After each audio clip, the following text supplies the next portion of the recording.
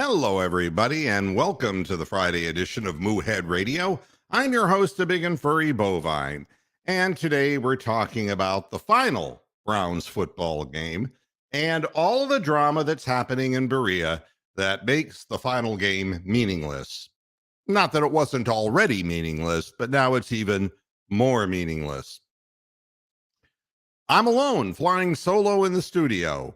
And it's a good thing today, maybe, because I have some rather pointed things that I have to say.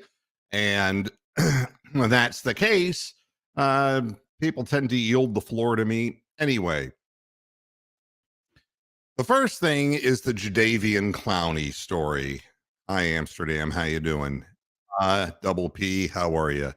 Bronk, I'm letting you in right now. Hi, Bronk. How are you? All right. We're starting with Jadeveon Clowney. And I know the take of Twitterdom and fandom, and I would be the first one to tell you that this is not a black and white issue. There's always gray involved in these situations, but I want to point something out that I think bears being considered in all of this. Jadeveon Clowney was not wanted by the Browns. They wanted him at a discount, but they did not sign him for anything protracted beyond 1 year. So don't you believe this bullshit that the Browns really wanted Jadeveon Clowney. Jadeveon Clowney said in his quote, "I want to go where I am wanted." The scar never healed as far as that the Browns kind of sat him out and waited him out. That's the first thing. So, I mean, you have to read between lines, folks. You have to understand that a guy who's upset about things is probably upset about a lot of things. And it's like, fuck it, it's the last game of the year. And he doesn't give a shit about it. And to be very honest with you, I know that there are other Browns players who feel exactly the same way. And to make a bigger point, there's a lot of you who are listening to me right now who feel the same exact way. That this season has been a waste. It's been needlessly, drama oriented. It has been erratically play called. It has been mishandled on so many different levels. And now we have Jadeveon Clowney, who is 95% sure, make that 100, that I won't be back. All right, I need to be around somebody that believes in me. I mean, even Kenny Rogers had that. Got to have somebody who believes in you. Jadeveon Clowney had a good season for the Browns, not this year, but last year. And they rewarded him by keeping him sitting there just to prove to him that there wasn't much of a market for him. And then when they brought him over for the 1 year, they proceeded to make him a totally expendable player, further devaluing him in the NFL. The Browns have hurt his career, as they have hurt Baker Mayfield's career, as they have hurt countless careers before them. Peyton Hillis, excuse me. Oh, God, yeah. What happened to him? Well, right now, if you want to know, I know. He's right now, Peyton Hillis saved a couple of young people from drowning in a river and is in a critical condition in the hospital. That's terrible, isn't it? Yeah, that's what has happened to Peyton Hillis. But the bottom line here is that you have a guy who obviously has an axe to grind. But when you listen to what he's saying, nobody likes it to be spilled out in public like this. But do you really think that talking to Kevin Stefanski about this gets anything done and changes anything? Do you think talking to Joe Woods actually changes that situation? Do you think that he can go to Jimmy Haslam and say, I think you made a mistake about some of these people you've hired? Do you think that there's any other way? He made it through the whole season, and now it's like, fuck this shit. Myles Garrett does what Myles Garrett wants to do. And Myles Garrett can pretend, oh, I'm surprised by what he said. But for years now, I've been watching him jump off sides whenever he feels like it. They line him up all over the place to make him look good. And he only plays 30 to 40% of the snaps at full speed and is constantly out of breath. Yeah, pretty much. That is what I can tell you. And he makes it eminently clear that the thing that's most important to him is the defensive player of the year. And now he's talking about the fucking Hall of Fame. Wow. I mean, and that's the reference that Clowney's making. It's like, oh, the whole team wants him to make the Hall of Fame. And what do? We practice something during the week. And then when it comes to the game time, they flip me to the opposite side. You wonder why the defensive line is shit. They don't even do what they practice. They're like the coach is not letting the guys wear pads who got fired. Yeah, guy in Denver, yeah. Amazing. It's just unbelievable. And everyone wants to say Jadeveon Clowney's a flake, and I'll tell you this much. By coming out and saying this out loud, he's hurt himself too. Because I mean, no team wants to bring this on board. Maybe he thinks it's all over for him, you know. I don't know. I mean, I'm not a psychiatrist, but Clowney is not healthy, and he hasn't been healthy for some time, and we get that. I understand it, but I'm just taking him basically on the merits of what he said. And, I mean, if you try to have a bit of empathy for him, you tend to agree with him, you know? Yeah, I just don't see how what he said, I just feel like I need to be around somebody that believes in me and my ability. It can't just be me believing in myself. I believe in myself more than anybody. He had 9 sacks last year, 2 this year. He said the only reason that he was leaving the 5% door open was in the goddamn hopes that Joe Woods would be fired. And how does this differ from what you're saying out there in Moo land? Not at all. Well, I mean, how is it different than what I'm saying? I'm not going to sit there and shit on the guy because he and I agree. Yeah. Absolutely. I'm sorry. I got a frog in my throat, and that's what I get for blowing Kermit before the program. Yeah, you shouldn't do that. Oh, God. Boy, you made me clear my throat. I ate a bunch of tortilla chips, right? And it's just I got some too. It's just lodged in my throat, Oh yeah, that's nasty. Were they plain or were they flavored? Oh no, they're lime. They're the lime flavored. Yeah. It's like. Oh right. At any rate, there's supposed to be a lot of changes around here next year. Clowney said. So they might not be back. They might not just Joe Woods. They. Yeah, it's not us anymore. It's they. That's terrible. I mean, that's our team, man. Do you honestly think, is there anybody who's listening to this broadcast, who's in this chat room, and I say, and all the archive viewers? Yeah. Do you think that there is any defensive player on this team that's happy? Have you heard or seen anything with your eyes that would lead you to believe? If they were happy, they would say they're happy, and that they would be amped up on the field ready to play every week. Oh, they want to sit down on that bench by where the warm heaters are, or where the air conditioning is, depending on what the weather is, and just, bitch about everything. That's all they seem to do. So, yeah, I mean, it is what it is, man. And the thing that's remarkable is, Clowney stated that, the Browns removed him from favorable matchups at various points throughout the season, put Myles Garrett on lesser offensive linemen instead to showcase Myles Garrett. And the thing is, he's out of breath and he doesn't play hard in the snaps anyway. Well, I mean, we would have gotten the 15 goddamn sacks out of Myles Garrett, regardless of how they bounced him around. Yeah. I mean, come on.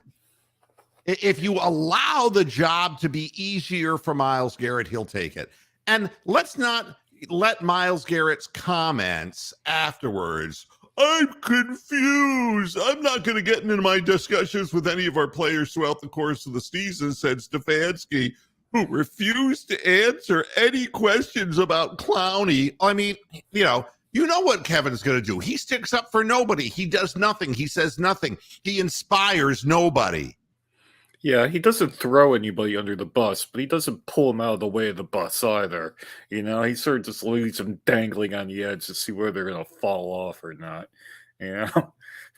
Now, defensive ends coach Chris Kiffin, there's a last name that you don't want to live with. No. Defensive ends coach Chris Kiffin confirmed today that at one point this year, week 7 against the Ravens, that Clowney refused to play on first or second down. Kiffin said that Clowney initially had indicated to him that he couldn't play because of an injury, but Clowney was upset with how the Browns had planned to use him in the game. We practiced all week, we get in the game, and they want to move me. I'm not doing that shit. I'm old. I've done my job. I don't have time for that, Clowney told Cleveland.com. I've made my money. I'm doing this because I love the game. But keep doing things like that and making me not love the game. Wow. As a result, he did not play in the opening series the next weekend on Monday Night Football against the Bengals. Garrett said he didn't realize that Clowney was refusing to play on first or second down against Baltimore until the next week. I assumed he was hurt, Garrett said. I just assumed something was holding him back. And maybe that's because my memory isn't as good since I rolled my sports car for no good reason. Wow. And the team got me off the hook, but I was totally irresponsible and could have ended my life. My God. And this isn't about Clowney. Whether Clowney's a Brown or he's not a Brown. And let me tell you, if he hadn't have said this, he wouldn't be a Brown next year anyway. Correct. Yeah. So he's got nothing to lose. He's got nothing to lose. Yes. And he's not going to make big money, but somebody might pick him up at 30 years of age, and he might have a good run-stopping year or whatever, and it could prolong his career. Well, I mean, he'd be a good rotational piece for somebody that knows how to use. I mean, you'd see Belichick picking him up or going to 49ers or something like that and playing, 30% of the snaps next year easily. Well, I mean, here's the funny thing. Here's what Garrett said. If I'm the most double-teamed guy, it's hard to say I'm getting the most favorable matchups, Garrett said. What I've done speaks for itself. Of course, they're going to put me in positions to make plays because I'm me. How many times do I have to use the word me in a sentence? But they're also going to be positions where I'm going to get double teamed. I move all over the line. Clowney is moved as well. We're both moved to be put in favorable matchups. He's getting those same looks. At least that's what I see. And I wish we could have talked about it. Well, it sounds like somebody doesn't want to be Batman and Robin, Yeah. And the only thing that Myles Garrett plays for are awards. He is not J.J. Watt. All right, let's just DJ Watt even. Yeah, let's not get carried away with the pure athletics of this. And if you don't believe me, it's like, I mean, there are guys who are great athletes, but it's the guys who get it done when they need to get it done that matter. And Myles Garrett's never been a guy who particularly has done the job. I mean, let's be honest. When we had a chance to beat the Kansas City Chiefs on the last drive and their quarterback was hurt. Chad Henne. Yeah. Where was Myles Garrett? Where was he? I don't know. Do-de-do-de-do-de-do. You don't bullshit a bullshitter, Myles. And I know a bullshitter when I see one because I grew up as a salesman. I know bullshit when I hear it. There you go. All right. So that's that. And it's quote, "We want volunteers here in Cleveland, not hostages." That's what Myles Garrett was scripted to say. Good for him. He's not making the team better. And the Browns did send Clowney home and said, no, you're not playing. Well, it gives a chance for that Isaiah, that basketball player, Isaiah Thomas or whatever his name is, to play. Yeah, it gives him a chance. Good luck to him. And the last thing he said, I could still end up in the division next year. Maybe. Yeah, he could probably go with the Bengals. Yeah. To me, it's he said he could have easily had 10 sacks this season if things had been different, and I'll be right back there next year. I feel better this year than I did last year at this point. We'll see. And I swear to God, if Jadeveon Clowney goes somewhere and even puts up, 9 sacks like he had the year before, then you're going to know.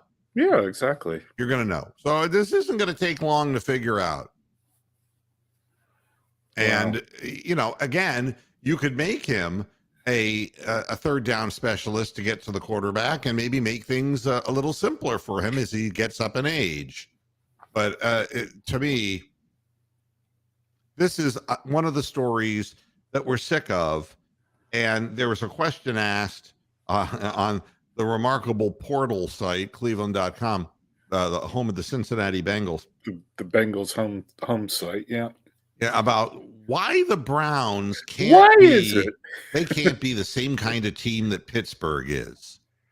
And, so that's going into the Steelers week that now they're backing the Steelers. But the answer is the Steelers are a tighter organization. Always have been for 50 years. I don't like what Mike Tomlin does. I don't like Mike Tomlin. And believe me, if this were Cleveland and the roles were switched around and the Browns fans had to look at Ben Roethlisberger as their quarterback, washed up, looking like a statue and playing like dog shit, and Pittsburgh just becoming a 500 football team, the Browns fans would be bitching about anything because they're all little crybabies. That's the bottom line. They wouldn't be happy, with Pickett. They wouldn't be happy with the running game that doesn't live up to some of the Jerome Bettis's and the Franco Harris's and the people like that. Again, the bottom line is that Pittsburgh understands what they are. They're dirty, filthy football players who are out there to hurt people. That's what they are. And they understand that. And every guy who goes there to play there understands that he has more leeway to get away with breaking arms and legs because he's a Steeler. Now, wow. I mean, and what I can tell you is the same thing is true of the Ravens. The Ravens know what they are. They don't know how to handle the forward pass, which is why they don't have they have one Super Bowl to their name, but they're not doing this with Lamar Jackson. It's why they're on the precipice of losing Lamar Jackson because you don't want to play in a system. And the difference is he doesn't say it with his mouth. He does my leg, my knee, I hurt. That's how he goes about it. Yeah. Nobody can question me because I'm injured. But they got no forward passing game. They got a defense. You know what that defense loves to do? They love to injure quarterbacks. That's what they do. And they're tough and they're rugged and they win with their defense. They at least know what they are. What in the fuck are the Browns? What are they? They're a team that drafted a quarterback number 1 overall. Yep. And they brought in an offensive coordinator from Minnesota who put in a nickel and dime offense that the front office complemented with undersized, slow receivers. And they drafted a guy with a big cannon arm who loved to be a gunslinger and then said, okay, you wake up tomorrow morning and you are Case Keenum. And if you don't believe me, he's going to be bunking with you throughout your whole season. We're going to make sure you become Case Keenum. And then proceed to get him injured so that he's devalued permanently, which he is now. I mean, if Baker Mayfield had managed to go uninjured last year, he might still be Cleveland's quarterback. But they got him Again, killed on purpose. there is no identity. In other words, you can't be a downfield throwing football team if you don't have guys who can get open. Oh, God, yeah. Or have speed. And likewise, now it's like, we've set up this running game. We put all of our money into an offensive line. We got Nick Chubb. We had Kareem Hunt.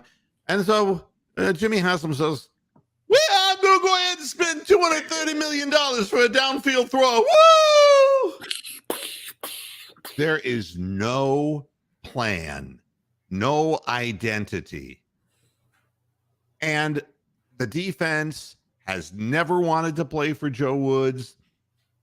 I mean, you just look at John Johnson III. Just look at the lack of effort. These guys, how many broken tackles, how a lack of effort. You can just see the energy drain out of them when they fall behind.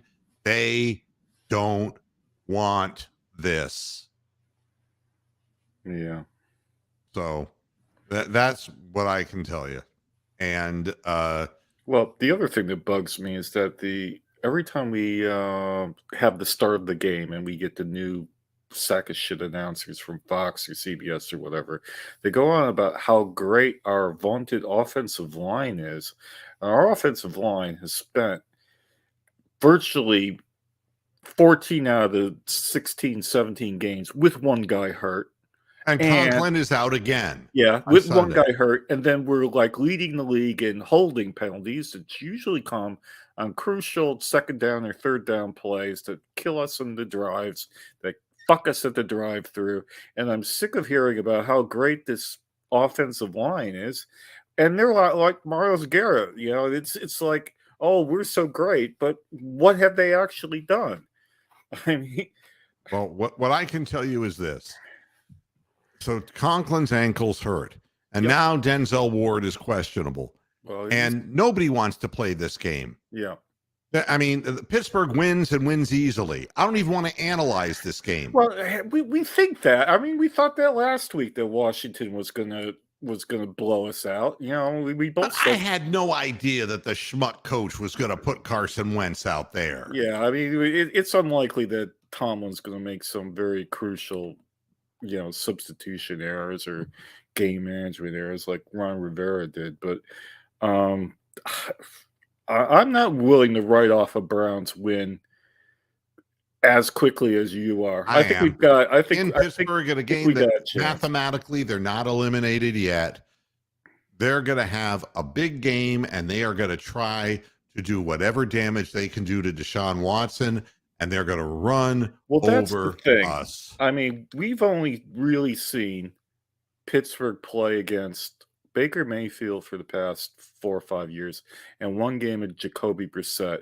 We haven't seen them play against Deshaun Watson, and he's not going to get the 5 passes batted down by TJ Watt or, intercepted by TJ Watt because he jumps up and knows where the ball's coming. He's smarter than that, or he's more athletic than that. So I think if Watson has a decent game, I think it's up to, whether Watson has a decent game and we can get receivers open.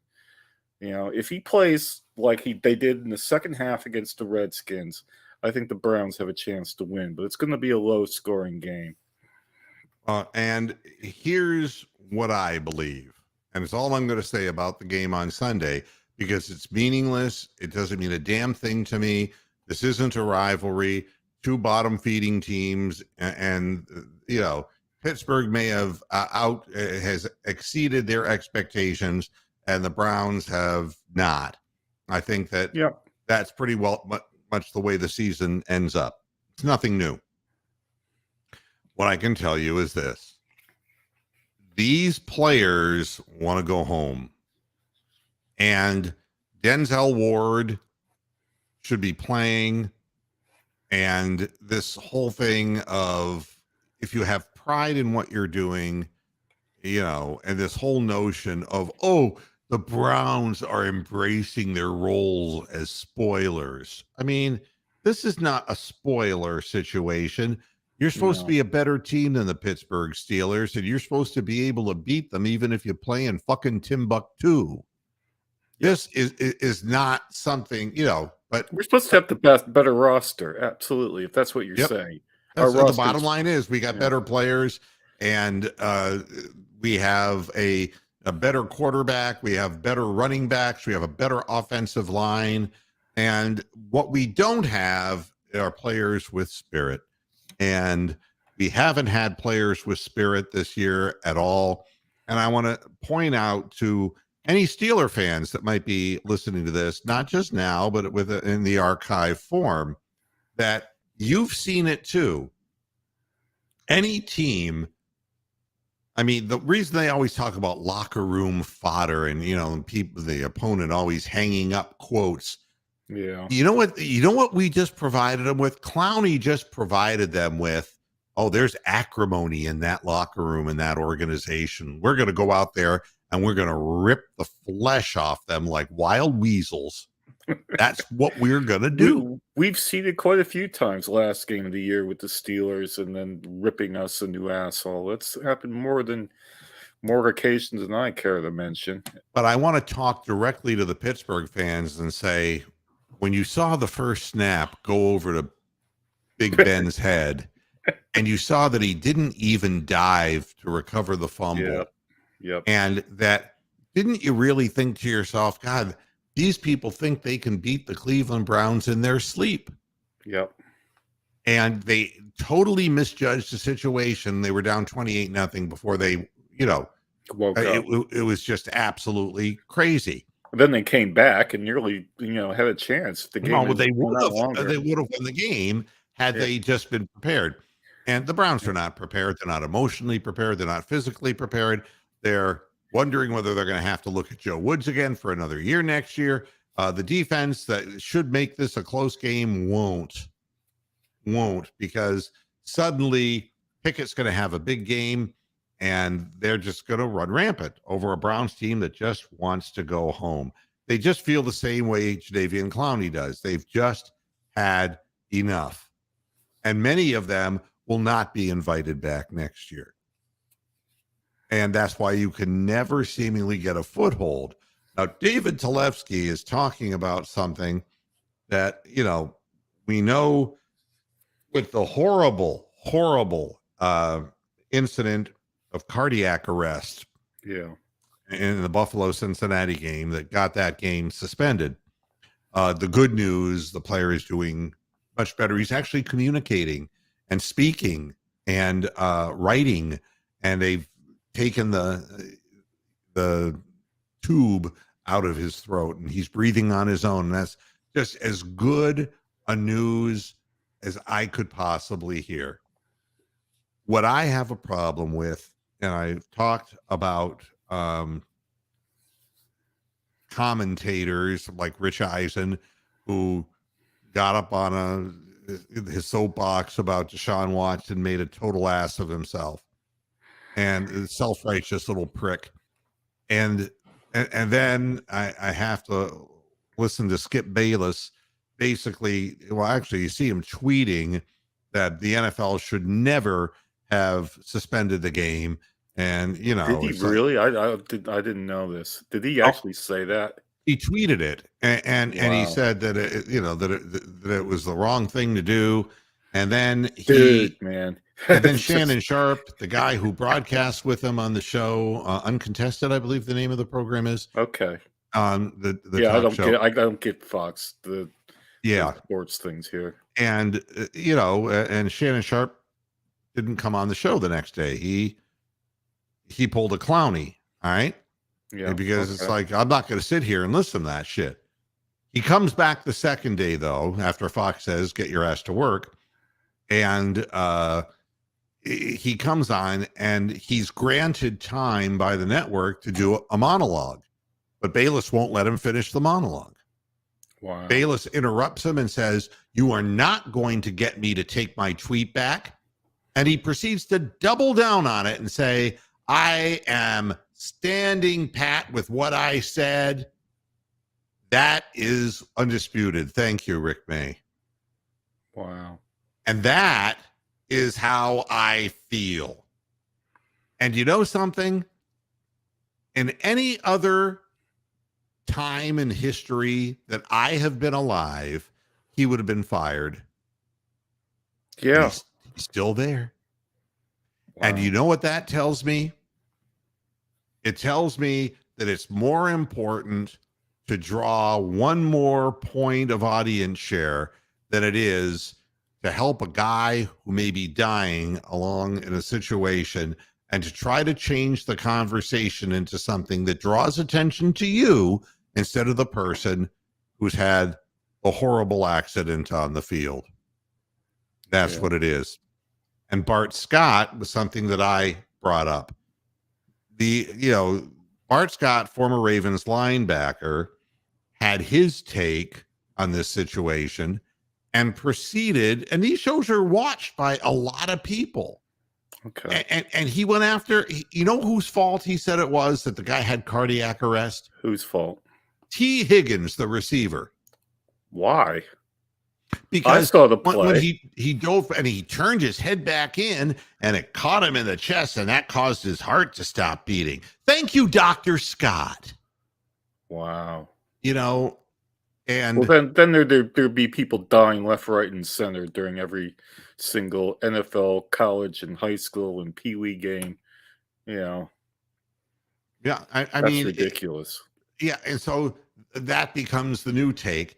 And the family of the defensive back, what's his name? Hamlin? Is that his? Hamlin, Hamlin. Yeah. I mean, Hamlin's family came out and said, would you leave T. Higgins alone? He did not mean anything. The family of the guy who may be lying on his deathbed at the time defended T. Higgins. Why in the hell is Bart Scott still employed? What do we need? Do we need to point fingers at every single person? It's Trump, it's Biden, it's this, it's that, it's Pelosi. And no, this is what happened when Pelosi's husband was attacked, and it was really the Democrats who did, and no, it was the Republicans who did. Why do we have to do this? Why can't there just be a moment of fucking silence so that we can give every bit of chance to a man living, not playing again, as Tom Holly said? Nobody even cares about football at this point. God, I mean, he could be permanently disabled. Yeah, I mean, in a major way. And he's come this far. Yeah, he's come this far this fast is remarkable. Yeah, but who's going to pay for his care? Let's say if he's lives another 20, 30, 40 years, but he can't walk properly, or he can't think properly, or he can't do this and that properly. Is the NFL going to pick up the bill for a long-term care for this lad? I hope so, because his guaranteed contract was less than $200,000. If you look it up, it was published. My understanding is that every player in the NFL has a catastrophic insurance policy. Now, the definition of catastrophic would be Darryl Stingley-esque. It's something that would impact somebody's ability from earning.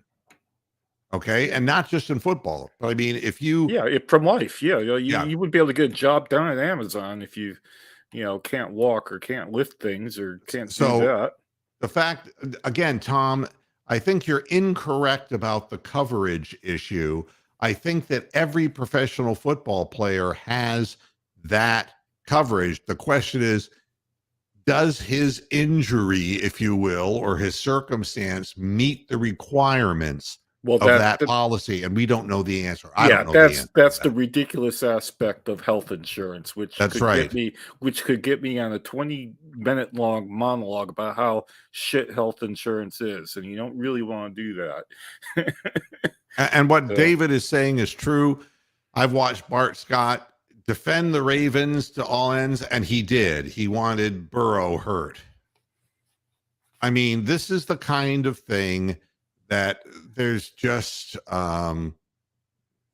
There's just no call for it. Pee Wee's Dog Pound. What is missing from this organization? I say it Decent so owner. often. It starts at the top, and I can't. I've experienced things in my life working for companies before I ran companies. When I worked for companies and I saw the attitude of the people who were working there, and I got to know the owners of the radio stations and the companies they ran, I mean, they stripped all humanity and decency from the process of going to work. And what I learned as a general manager was like triage in a MASH unit. It's like before I could even consider what format should the radio stations be, what sales strategies should we use, I had to address the wounds that were existing before I got there. Yeah, you had to react instead of strategize. Yeah, and that's And a good position to be in. and but to me, it puts you behind 3 full steps, because how do you get people to believe in you when everything that's happened prior to this by the previous owner of the company just fucks you over? And the Browns can't see me. I just got fired. I would just tell the owners, you know something, you're a bunch of fucking dorks and you've screwed this thing up. And you want me, a 27-year-old kid, to come in here and fix this son of a bitch. And I can't do it because you fucked it up and you continue sticking your nose in where you don't belong. If you just leave and leave it alone, maybe somebody could fix it. But you want it that bad, you got it. In Jackson, Tennessee, I sat down with the owner of the station and didn't let him get a word in edgewise, and I took the keys to the station and slid them across a conference table and said, "It's all yours, babe." I pulled a Jadeveon Clowney. There comes a point where you're so disheartened by what's happening above you that you realize you can't win. You're being put in a no-win situation. And you know something? Besides having cardiac arrests and memory issues and Alzheimer's disease and crippling arthritis, what is there to football if you can't win? Yeah. You take that away from the game, and what is left for the players? That's the hard part of this.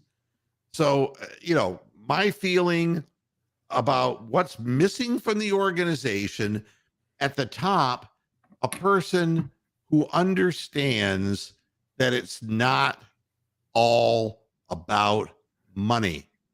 Money is what happens when things work out well.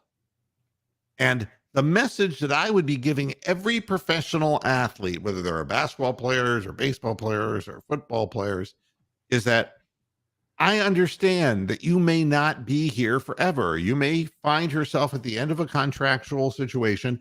And if we win here in Cleveland, you're going to be more wanted than ever. And hopefully where you go, you'll continue winning. But if not, if you choose to go to somebody who just pays you an incredible amount of money, then God bless you. Because you're playing a dangerous game, and it could be you who passes out on the field and their heart stops beating. For 30 minutes. That's right. It could be you. So the first thing the first thing you do is you explain to people that the way the game is set up, nothing is forever. LeBron James wasn't forever. I mean, it's not like Larry Bird when he played with the Celtics, who spent his whole career with the Celtics. Things have changed. Free agency has forever changed sports. You can't tell somebody that it's going to be forever, because they are free agents to do what they want to do. And that's great. That's the way it's set up. That's fine. But you got to get people quickly to buy in, because if they're signing 4-year deals with you or 3-year deals with you or whatever they're signing with you, if you don't get them on board right away, by the time you've half convinced them, they're halfway through their contract. Yeah. And by the time you screw their head on straight, they're ready to be great for somebody else. What's wrong with the organization is that we don't have an an owner who honors and respects the players. And I don't mean that in a way of worshiping, but there's no appreciation to him. It's just money. Chess pieces. And what I used to tell people in in business when they would approach me and say, "Man, you're the most listened to radio station in this area, man. How in the hell did you do it?"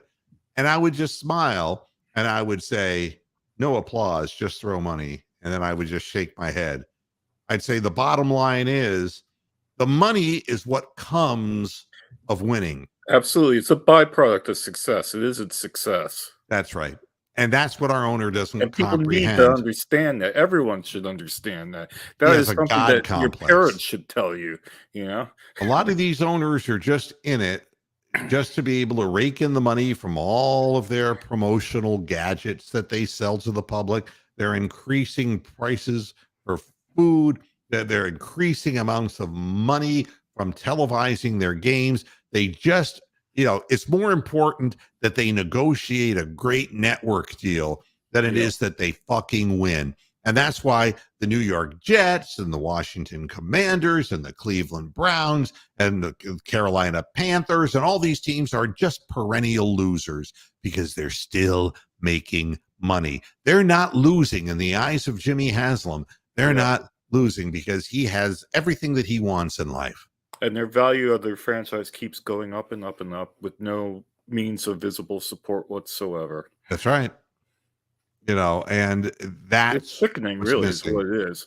It's absolutely sickening. But, it's our team. I don't know where you heard this from. If you can source this, Tom, I would be very interested because that would be horrible if that was the case. It doesn't surprise me if it's true. And then what about even the expense of that poor kid's family having to be in Cincinnati the whole time he's ill? I mean, when will he ever be well enough to be transported out of Cincinnati to his home hospital? I mean, it's a tragic situation, but again, I'm here to talk about the Browns, and from a humanistic perspective, I think that my point that I've taken on numerous occasions about professional football is I have this conflict, and the conflict is that as a fan of a team, because I lived in Northeast Ohio for so many years of my life, that you don't want to give up your fandom, but when the game becomes so inhumane that you see how it ends up injuring people and later in their lives, it's heartbreaking. Well, I mean, death happens in more genteel sports. I mean, there was an Australian cricketer that got hit in the neck with a ball traveling, over 90 miles an hour, broke his windpipe, and he died within a few minutes. It can happen. And there's been people passed out during soccer matches. Christian Eriksen of Denmark and a guy that played for Spurs 2 years ago was dead on the pitch that somebody revived. So it happens. Who was that? The college basketball player, Hank Gathers? Hank Gathers, yeah. And he just fell to the ground. Yeah. That's that cardiac arrest.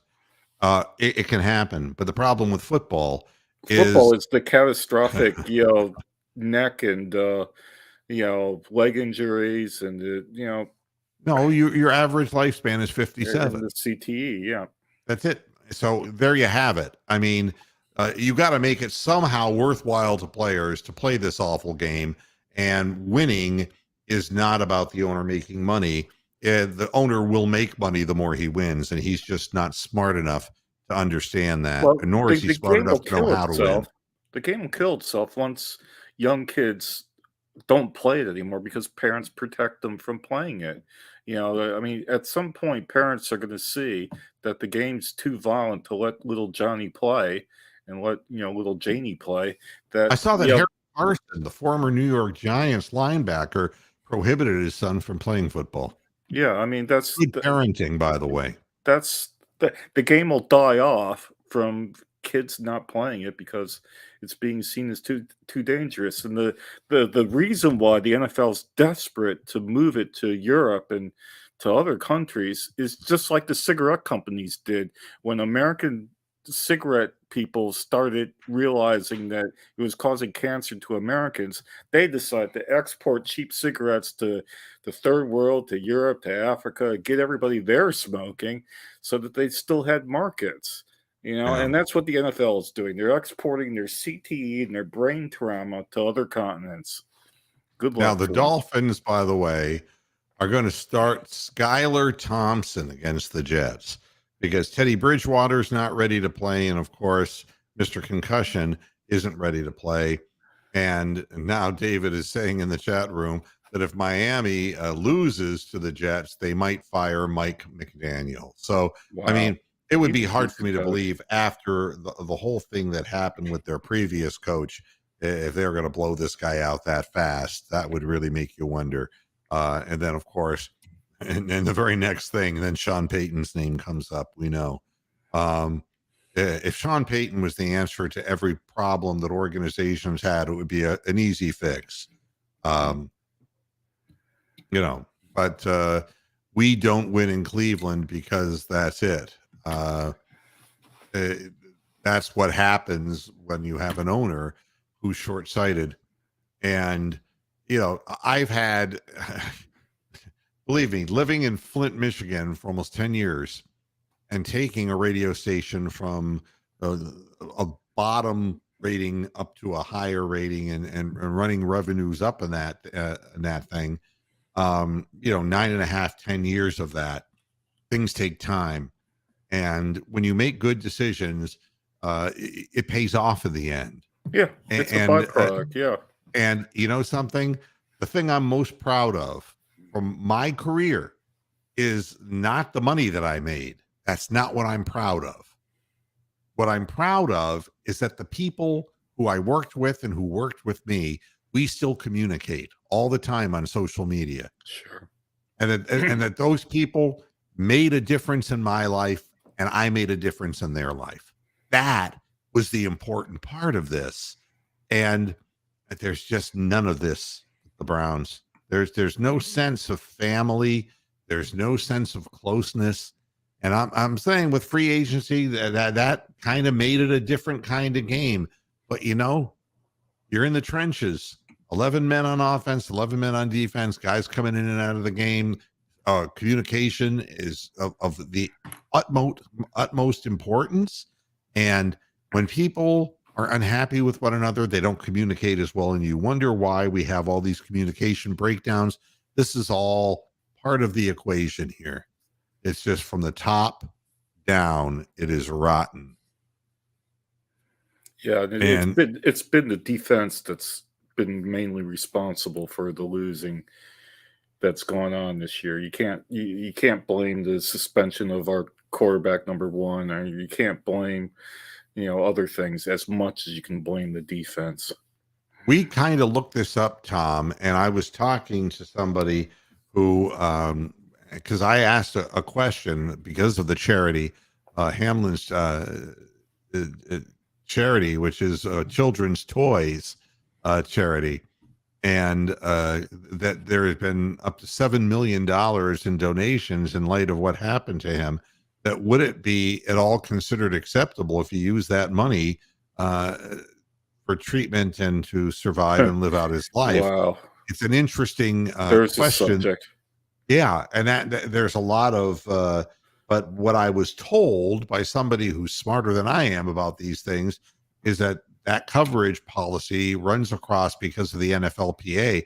All players have access to a catastrophic injury clause in their contracts. But I would be very interested in finding out if this was not the case, because it would be something that I would rant about even more. Wow.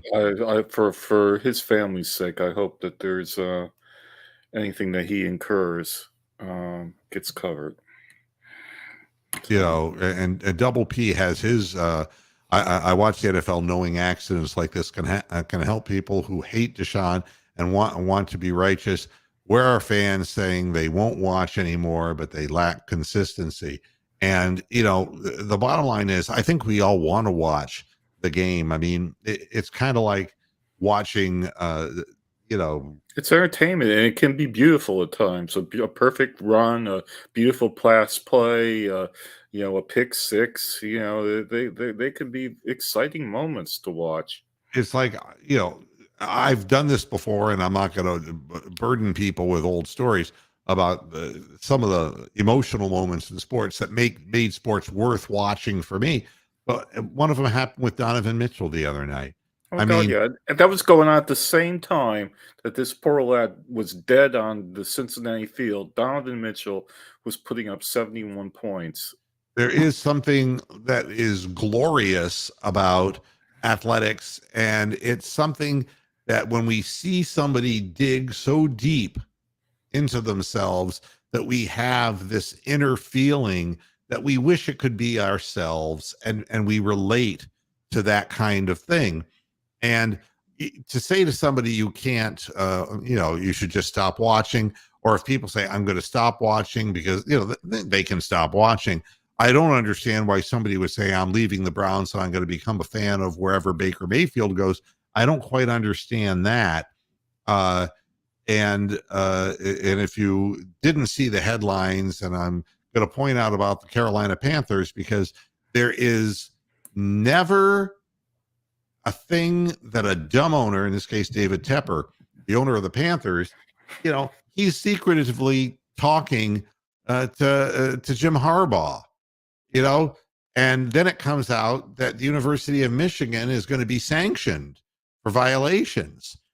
And that weasel who insulted Ohio State and then proceeded to lose to TCU with those weak ass defense, um, he's not right in the head. And I tried to tell people, I mean, he won in his first couple of years when he was with San Francisco, but he just burned all the players out because he's just relentless in a sick kind of Yeah, way, he's like obsessive compulsive. OCD. Yeah, he's It, obsessive compulsive. Totally. I mean, Yeah, he's a it's weirdo. a bizarre thing, and he wears thin. But there are the Panthers, there they are talking to him. And he said that he would have an interest in being in Charlotte. But they all said, oh, well, it wasn't an interview because we're not allowed to interview him. And then the very next day, it comes out that there's an investigation that's going on at the University of Michigan. Well, if Michigan's bent, then every single top 5 conference team is bent too.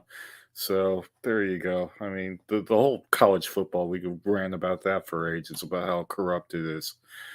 But anyway, Yeah, it's and it's not always easy. And this is something that is true also.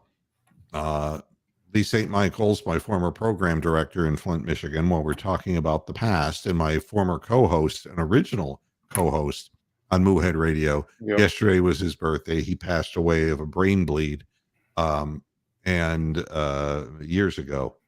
And it never gets easier talking about shit like that. I'm telling you, the people who worked with me through the years, I don't forget about that, because those people helped provide me not only with a livelihood, but an enjoyable livelihood. And that's saying a lot compared to people who drag their ass into the office and are just trying to get by.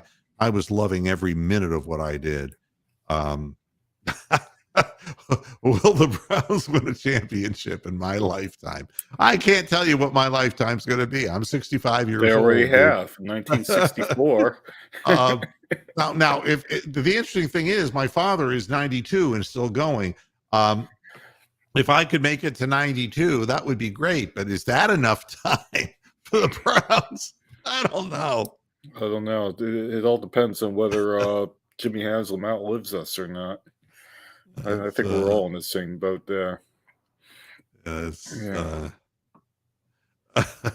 Don't ask silly questions. Well, no, he's maybe got a point. We're all getting a little older. The gray, part of these gray hairs I earned watching the Cleveland Browns. You know? Wow. Yeah. Yeah, and Ron Shane is saying that the Browns are going to win 24-21 and go Cavs. Hey, the Cavs are going to be at a real disadvantage. They're resting Donovan Mitchell, which is a smart thing to do after what he's done. And questionable is Darius Garland, who I don't believe is ready to play yet with his thumb injury. So if that's the case, we're going to have Neto in the backcourt and Yep. LeVert. It's going to be, and we're playing a team 26-13 in the Nuggets who have At home. Jokic. And it's Yeah. going to be that's going to be tough. But I got no complaints. The Cavaliers have done a wonderful job this year. Well, I was watching the Bills and the Bengals instead of the 71-point game going on, and then I watched the next Cavs game, and I turned it off like 8 minutes into the second quarter because that was absolutely horrific. What was it, like 14-15 at the end of the first quarter? That was one of the most. And then the Cavs go on and win it, but whoever had the over in that game lost a lot of money because that was it looked like watching a university game where nobody could shoot a three.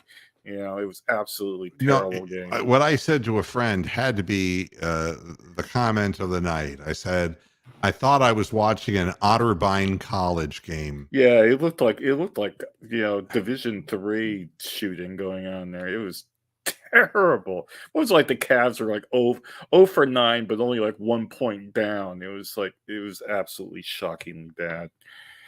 So, but they won. So I don't have any information, Radu, on Darius. He's still listed as questionable. He has been the last couple of days. He has not played, and that thumb was very swollen, from what I understand, and it's going to take a while for that to go down. yeah, I don't think Phoenix that. Suns. I was trying to. I even lost track of who they were playing.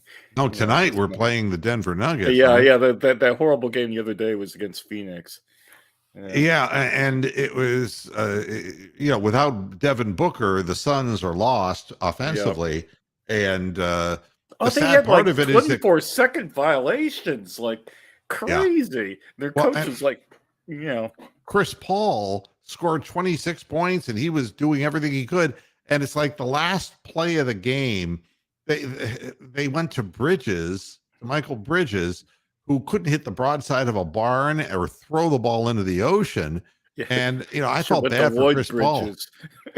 And the thing was, Chris Paul was just backing Neto down. Yeah. And I'm amazed that they didn't give the ball to Chris Paul in that final play. I'm grateful they didn't. But I have absolutely no information on Darius Garland, except that I doubt that he's ready to go.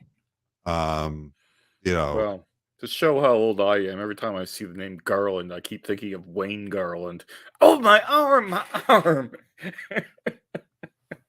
And my answer to this, David, as a defensive coordinator, Steve Wilkes is not a head coach, and he proved it in Arizona. And they're having the same offensive problems in Carolina that they had in Arizona. And it's let's just put it this way. He'll be not for long if it continues. So that's that. The boost from the Washington fans said it all. The fans are sick of this shit. It's like you have a chance and you just pull Heineke out for no reason to play Carson Wentz. It's unbelievable. Then you say, well, I didn't know that we could be eliminated today. I mean, how is a fan supposed to relate to that? When the fans know more than the coach, that's the time to go, really. Yeah. And Harbaugh apparently lied. No, not Harbaugh. See, the problem with Harbaugh is that he was standing on third base, but he didn't hit a triple. Yeah. Fuck you, Jim Harbaugh. And something, I loved Lee. And the fact of the matter is we had a very interesting love-hate relationship through the years because we both um we were pretty stubborn coots in our day. But in the end, Lee and I were able to patch up a lot of differences, and Lee had a lot going on in his life through the years, and but what felled him had nothing to do, as far as I know, with anything that I knew about in his life. I spoke with him when he had right after he had a brain bleed earlier in his life. He called me from the ambulance that was taking him to the hospital, and it was the second brain bleed that he had, and they said that he would be forced to undergo brain surgery, and he did, and he never really recovered from the brain surgery. It was just a real heartbreaking, just a heartbreaking thing, and I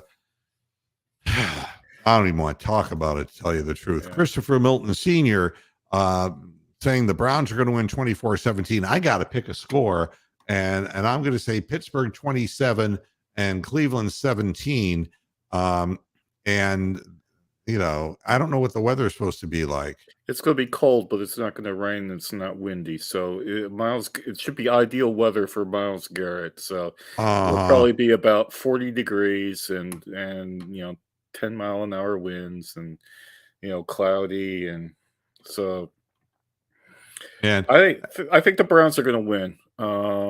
But it ain't going to be a game that you're going to want to watch back. It's like well, it doesn't mean 19-17. anything for the Browns, and I think the fact that it means something for the Steelers is what's going to give them the edge, and of course the fact that they're playing at home as well. Yeah, but I think the pressure is totally on them. I mean, and you got a rookie quarterback who all he has to do is throw 2 interceptions and the game's over. So, and I don't disagree. Stefanski at this point is 1 year away. 1 year away. And I guess what I don't understand is if Woods shows up next year, then we really have a problem about whether we want to continue watching this nonsense or not. yeah, because our record was not affected by this suspension at all, I don't think. And Double P had to think about it and said the Browns 20-17. Amsterdam is saying 24-16 Browns. Oh, well, that's bad. When everybody says the Browns are going to win, then we're going to lose. So when everybody says they're going to lose, then we win, because we were all downbeat last week before the Redskins game, saying, "Oh, we're going to get killed 30-17," and it didn't happen. Well, Dakar is saying a high of 40, 8-mile-an-hour winds, rain late, maybe snow. Normal January weather, nothing special. Yep. Yeah, they can more than cope with that weather. So, at any rate, I've said what I wanted to say, and I want the Browns to win, but the Steelers are going to use this as energy to come out that the Browns are not cohesive, not together, and they're going to come out from the opening gun and they are going to come at us with everything they have. Wow. Hoping that we will just give up. Yeah. And we might. That's I'm not saying you're wrong. I'm just saying that's a good prediction. And I mean, what gets me is the fact that it's like the middle of January. It's the third round FA Cup weekend here. I mean, why are we still playing regular season football in the middle of January? It's ridiculous. We're having the anniversary of all these championship games. I mean, when the Browns won their championships, I think most of the time they had one playoff game. They won their conference, and then they went to the title game, and then they won that, I mean, I don't think the Browns have ever won more than 2 playoff games in an entire season, ever, going all the way back to 1945. So, I mean, somebody can look that up on Wikipedia, but there's way too many games, and then we're going to get way too many people killed, or shorten their lives. It's ridiculous that we're still doing regular season now. All right, let me get out of here and let me Ranting. get prepared to eat my dinner. The Cavaliers are on at 8:30 tonight. If you're Oh, looking that's for the way game, too late for me, man. yeah, way too late for you. Been probably Way too late. yeah, I'm going to watch half of the game and Yeah. record the rest or whatever. Yeah, But way too late for me. everybody have themselves a good weekend. I'm going to be doing the halftime show and post game show. So be with me on Sunday, and we'll talk more about how the Browns come out in this game and whether the players side, in essence, with Clowney or with management and coaching. We're going to find out They're going to come side with Sunday. themselves, each individually, and that's the problem, Yeah, and we'll see. We'll see what happens. Bronk, thank you for joining me. I always appreciate it. And thanks everybody in the chat room. And I'll see you again on Sunday at the half. Until Happy then, New Year. hasta la vista, pasture heads. Good night.